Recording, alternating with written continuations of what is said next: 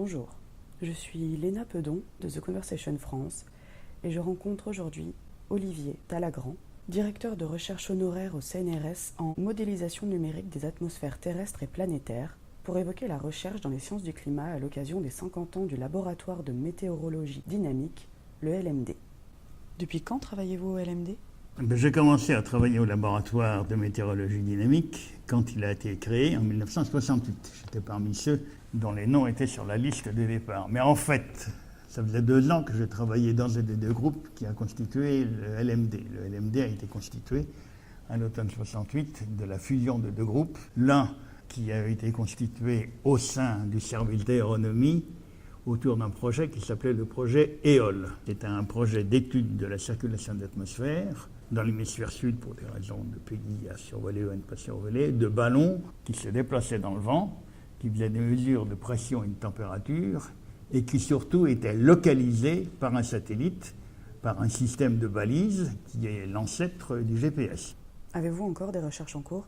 Oui, j'ai toujours des recherches en cours qui tournent autour de la question de ce qu'on appelle l'utilisation des observations, l'assimilation des observations dans les modèles de météorologie ou d'autres modèles. J'ai par exemple des recherches en cours avec des gens qui s'intéressent au magnétisme solaire et au cycle solaire et qui veulent utiliser des observations pour modéliser mieux le cycle solaire. Et puis j'ai encore des travaux, là je dois voir le week-end qui vient un collègue avec lequel nous finissons 2 articles sur une méthode d'assimilation des observations destinée à avoir une idée de l'incertitude sur les résultats. Donc j'ai toujours des recherches en cours, mais je travaille à temps partiel.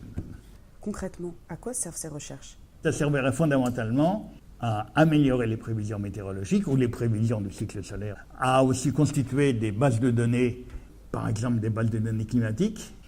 Ça sert aussi indirectement, par exemple, à améliorer les modèles eux-mêmes. Les modèles, ce sont, dans ce contexte-là, un modèle, c'est un gros programme pour calculateur qui calcule l'évolution, par exemple, de l'atmosphère à partir d'observations données. Et donc, ce sur quoi je travaille, j'utilise en particulier des méthodes pour mettre en route de tels modèles, parce que les observations sont distribuées dans le temps, il y a un satellite qui passe là, un autre qui passe là, il y a une station ici, mais il n'y en a pas ailleurs, il y a un bateau qui avait des missions. Et à ça est associé, donc la simulation peut permettre d'améliorer les modèles, le degré avec lequel un modèle est capable d'ajuster des observations est une mesure de sa qualité. Et puis ça permet aussi de mieux comprendre ce qui passe dans l'atmosphère en termes d'instabilité.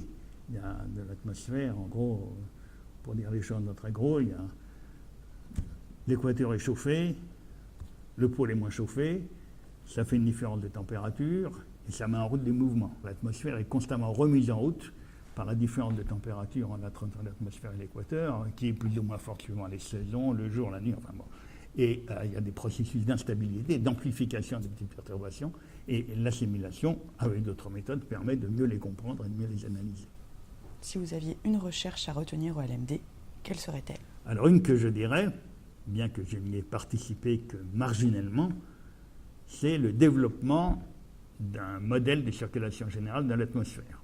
C'est-à-dire un gigantesque code pour ordinateur qui calcule l'évolution de l'atmosphère, du vent, de la température, de la pression, de l'humidité, dans tout le volume de l'atmosphère et de longues périodes. Alors, ce sont des modèles de ce genre-là qui sont utilisés pour la prévision météorologique.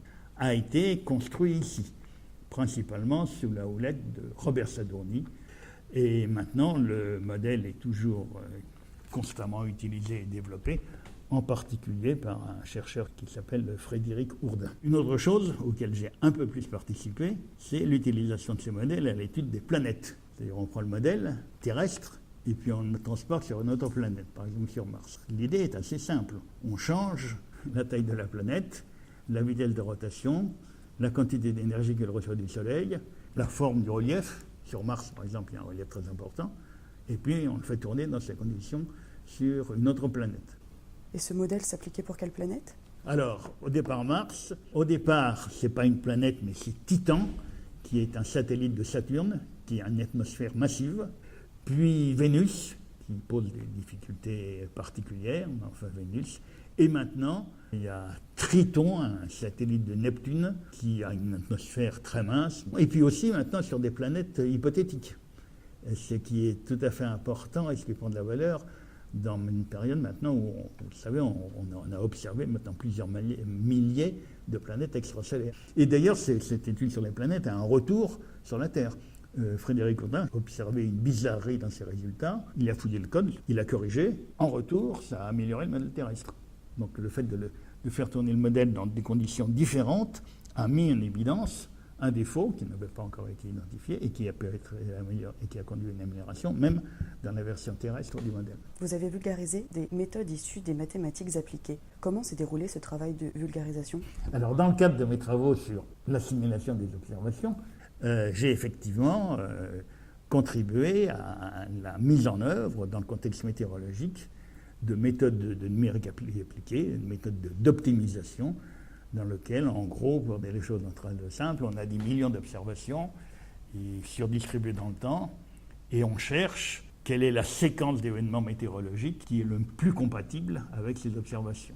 Et alors là, donc, j'ai contribué, en particulier avec l'aide de collègues de Météo France, à l'étude de ces méthodes et à la mise en œuvre sur des modèles météorologiques. Et elles ont effectivement été mises en œuvre pour la prévision au jour le jour, à Météo France et à d'autres endroits, en particulier quelque chose qui s'appelle le Centre européen de prévision météorologique à moyen terme, qui est un organisme commun à une vingtaine ou une trentaine de pays européens, et qui est au monde le centre météorologique qui produit en gros les meilleures observations. Et donc les méthodes que j'ai contribué à développer relèvent exactement de la vulgarisation, enfin de la mise en œuvre dans des applications de grande échelle. Pouvez-vous nous parler des prévisions ?